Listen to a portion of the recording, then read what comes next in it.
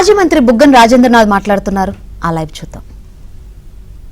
9,74,000 ఎట్లా ఒకట్లా 10 టచ్ కావాలని కాలే. అయితే యాక్చువల్గా అందులో 3,90,247 కోట్లు అంటే లెటస్ 3,90,250 కోట్లు అనుకోండి. మేము పాలనలోకి వచ్చినప్పుడు ఉన్న అప్పు అంటే 2019 నుంచి 2024 మేము చేసిన అప్పు ఎంత? 3,93,526 కోట్లు. కొన్ని లెక్కేసుకోండి, అప్రాక్సిమేట్గా 4 లక్షలు వేసుకోండి, ఇంకా ఎక్కువనే వేసుకోండి. 4 లక్షల కోట్లు లెక్కేస్తే మీరు 14 అని 10 అని శ్రీలంక అని కంబోడియా అని కొలంబియా అని ఎన్ని దేశాలు ఉన్నాయి అన్ని దేశాలు చెప్పి ఎంత అన్యాయంగా చేసినది. అసలు వేరే దేశాలు వేరే చోట్ల అయితే ఇంకేమంటారు తెలియదంతా. ఈ విధమైన ఇవి చేసి ఒకటి ఏదైనా కానీ మీకు ఒక మీడియం టర్మ్ ఫిజికల్ ఫ్రేమ్వర్క్ ఏమన్నా ఉందా? అంటే ఏ విధంగా మీరు ఇవన్నీ చేయాలనుకున్నారు, ఏ విధంగా మీరు సూపర్ 6 అమలు చేయాలనుకున్నారు, ఏ విధంగా మీరు రెవెన్యూస్ ఎంత ఉన్నాయి, ఒక టైం టేబుల్ ఏమన్నా ఇస్తున్నారా? ఏమీ లేదు. మీకు ఏ విధంగా ఎట్లా నచ్చితే అట్లా చేసుకుంటూ పోతున్నారు అనమాట.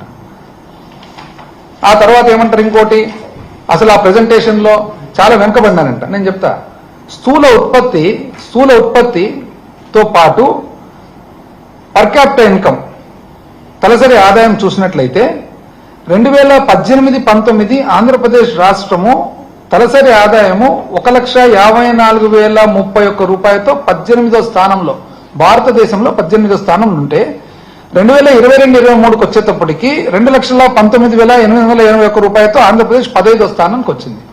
18 నుంచి 15వ స్థానానికి వచ్చింది. ఎప్పుడు కూడా నీది నాది అని లెక్కేస్తే ఎట్లవుతుంది? భారతదేశంతో పోల్చండి. 2014-15 నీ ఫిగరు భారతదేశం ఫిగర్తో పోల్చండి. 2019-24 నీ ఫిగరు భారతదేశం ఫిగర్తో పోల్చండి. నీకు నాకు పోలిక పెడితే ఎట్లా అవుతుందండి? యావరేజ్తో కదా చూడాల్సినది. అసలు ఈ లెక్కలు చెప్పడము పెట్టడము ఎవరు రాసిస్తుండారో ఊరికి వచ్చినదంతా చదువుకుంటూ పెట్టుకుంటూ 2014-15 నుంచి 2018-19 చూస్తే భారతదేశ పూర్తి స్థూల ఉత్పత్తిలో ఆంధ్రప్రదేశ్ రాష్ట్ర కాంట్రిబ్యూషన్ ఎంత, మన భాగం ఎంత? భారతదేశ స్థూల ఉత్పత్తిలో జీడిపిలో 2014-15 నుంచి 18-19 వరకు చూస్తే 4.47% అండి. 2019-20 నుంచి 23-24 మాకు పరిపాలన రాదు కదా, మీ ప్రకారం రాదు కదా, కానీ మాకు పరిపాలన రాకున్నా కూడా 4.83% పోయినా. ఎందుకు ఇది లెక్క? కోవిడ్ అనేది 2019-24లో చూస్తే భారతదేశానికి ఉంది, మనకు ఉంది. 2014-15 నుంచి 19 వరకు భారతదేశానికి కోవిడ్ లేదు, మీకు లేదు. కాబట్టి లెక్కేస్తే 4.2. మీకంటే బెటరా కాదా? ఇది కాకుండా ఇప్పుడు ఏది ఏమైనా కూడా ఎక్కడ పోయింది మీరు చూస్తేనేమో కంప్లీట్గా బ్రహ్మాండంగా అసలు సంపద సృష్టి స్టార్ట్ అయిపోయింది, డబుల్ ఇంజిన్ సర్కార్ అంటుంటారు. మళ్ళీ అంత ఉన్నప్పుడు ఇవ్వచ్చు కదా. మీరు చూడండి, అసలు దీని మీదనే మీరు యాక్చువల్గా ఎలక్షన్ ప్రధానంగా గెలిచినది సూపర్ 6. దీంట్లో ఇంతవరకు అమలైనది 1 ఇయర్గా ఏది? అదే అర్ధ దీపము పావు దీపము ఒక్క సిలిండరు. అది తప్పితే ఇప్పుడు ఈ సంవత్సరము అంటే పోయినసారి కూడా ఈ 2 అనౌన్స్ చేసినారు. ఏది? తల్లికి వందనం పోయినసారి అనౌన్స్ చేసినారు, రైతు భరోసా ఏమంటారు అన్నదాత సుఖీభావ పోయినసారి అనౌన్స్ చేసినారు, ఇంతవరకు జరగలే. సో ఈ రోజు చూస్తే ఎక్కడుంది? ఇంతవరకు అయితే ఏం రాలే మరి. కానీ సూపర్ 6 మాత్రం బ్రహ్మాండంగా దీన్ని బేస్ చేసుకొని అసలు ఇంటింటికి తిరిగి మొత్తం అవి పెట్టి ఇవి పెట్టి రకరకాలుగా చేసిన అనమాట. ఇంకా దాని తర్వాత ఇవి కూడా మళ్ళా ఉమ్మడి మేనిఫెస్టో.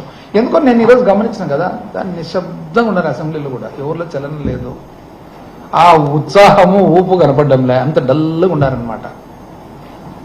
ప్రజాగలం ఎందుకు ఇంకా ఇవన్నీ కదా, ఈ ప్రజాగలం దీంట్లో ఏమేమి ఇచ్చినారో మరి. దాంట్లో కూడా ముందు మాట తర్వాత ఫస్ట్ చాలా ఉన్నాయి లోపల.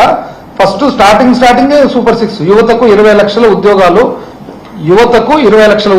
నెలకు 3,000 నిరుద్యోగ వృత్తి వచ్చింది ఎవరికన్నా? స్కూల్కి వెళ్ళే ప్రతి విద్యార్థికి ఏడాదికి 15,000 ఇంతవరకు అయితే రాలే. ఓసారి బడ్జెట్లో పెట్టి కూడా ప్రతి రైతుకు ఏటా 20,000 ఆర్థిక సహాయం ఇంతవరకు ఎవరికి రాలే, ఇంతకుముందు బడ్జెట్లో పెట్టి కూడా. ప్రతి మహిళకు నెలకు 1,500 రూపాయలు 19 సంవత్సరాల నుంచి 59 సంవత్సరాల వరకు. ఆడవాళ్ళు అయితే ఎంత ఉత్సాహంగా ఉన్నారో వాళ్ళు. మాతో నిజం చెప్పాలంటే ఎన్నో పనులు చేసి ఎంతో బాగుండి ఎంతో బాగా పలకరించే వాళ్ళు కూడా ఆ టైం వచ్చేటప్పటికి పాపం అందరికి తల ఇట్లా దింపుకుంటుంటారు అనమాట. ఎందుకంటే 15 మహిళలకు ఉచిత బస్సు ప్రయాణం ఇంతవరకు రాలే. 3 గ్యాస్ సిలిండర్ దాంట్లో ఒకటి వచ్చింది.